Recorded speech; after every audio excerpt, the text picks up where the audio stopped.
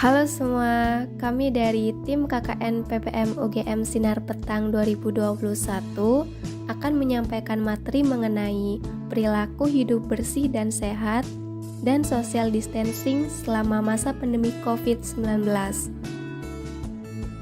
Pokok pembahasan yang akan dibahas adalah sejarah pandemi, gejala umum, cara penyebaran, kelompok beresiko, cara pencegahan, dan media edukasi.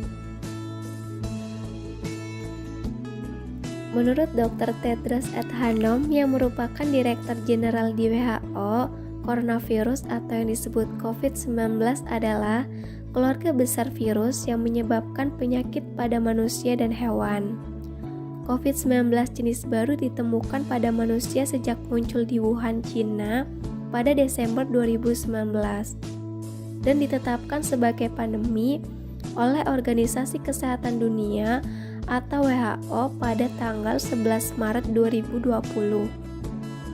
Adapun gejala umum ketika seseorang terpapar COVID-19 berupa batuk kering, demam lebih dari 38 derajat Celcius, dan sesak nafas. Di Indonesia sampai tanggal 10 Agustus 2021 sudah terdapat kasus terkonfirmasi sebanyak 3.686.740 kasus dengan kesembuhan sebanyak 3.129.661 kasus dan kematian sebanyak 108.571 kasus. Seseorang dapat terinfeksi dari penderita COVID-19 sebab penyakit ini dapat menyebar melalui tetesan kecil atau yang disebut droplet dari hidung atau mulut pada saat batuk atau bersin. Droplet tersebut kemudian jatuh pada benda di sekitarnya. Jika ada orang lain menyentuh benda tersebut, lalu orang itu menyentuh mata, hidung, atau mulut, orang itu dapat terinfeksi COVID-19. Atau bisa juga seseorang terinfeksi COVID-19 tanpa sengaja menghirup droplet dari penderita. Inilah mengapa penting untuk menjaga jarak kurang lebih 1 meter dari orang yang sakit. Nah, terdapat beberapa kelompok yang beresiko lebih tinggi terpapar COVID-19. Di antaranya, yang pertama, orang tua berusia lanjut, yang kedua, wanita hamil, yang ketiga, pengidap asma, dan yang keempat, orang yang mempunyai penyakit bawaan. Untuk mencegah penularan COVID-19, terdapat beberapa cara yang bisa dilakukan, yaitu dengan langkah 5M: mencuci tangan, memakai masker, menjaga jarak, mengurangi mobilitas, dan menjauhi kerumunan. Yang pertama yaitu mencuci tangan. Mencuci tangan dapat dilakukan dengan menggunakan air yang mengalir dan sabun atau hand rub berbasis alkohol minimal 60%. Menjaga kebersihan tangan sangat penting, sebab sekitar 98% penyebaran penyakit bersumber dari tangan.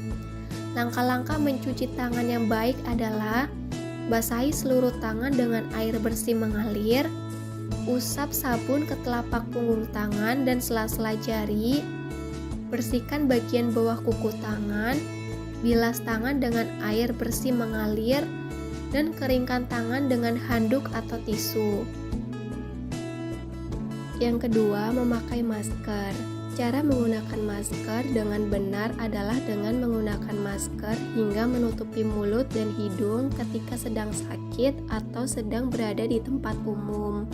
Menggunakan masker perlu dilakukan di dalam rumah ketika terdapat anggota keluarga yang terinfeksi COVID, terdapat anggota keluarga yang berpotensi terkena COVID, merasa terjangkit atau mengalami gejala COVID, ruangan sempit, dan tidak bisa menjaga jarak minimal 2 meter.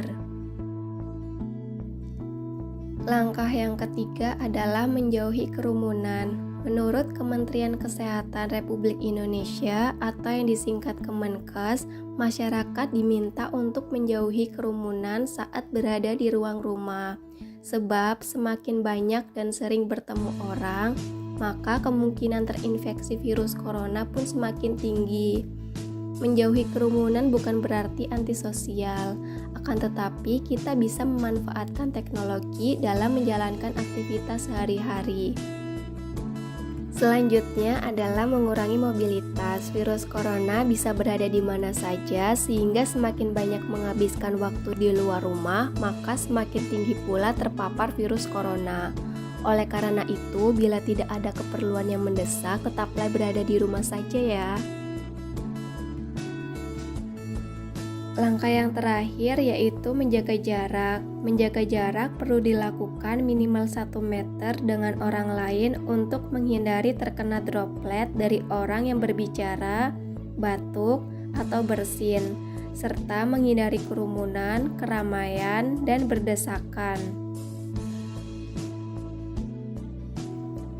Selama masa pandemi COVID, penting untuk selalu mendapatkan informasi yang benar. Berikut merupakan list media edukasi atau informasi terkait COVID-19 yang terpercaya. Demikian informasi yang dapat kami sampaikan. Mohon maaf bila ada kesalahan dan kekurangan. Kami mengucapkan terima kasih yang telah menonton video ini. Semoga bermanfaat dan dapat diterapkan dalam kehidupan sehari-hari.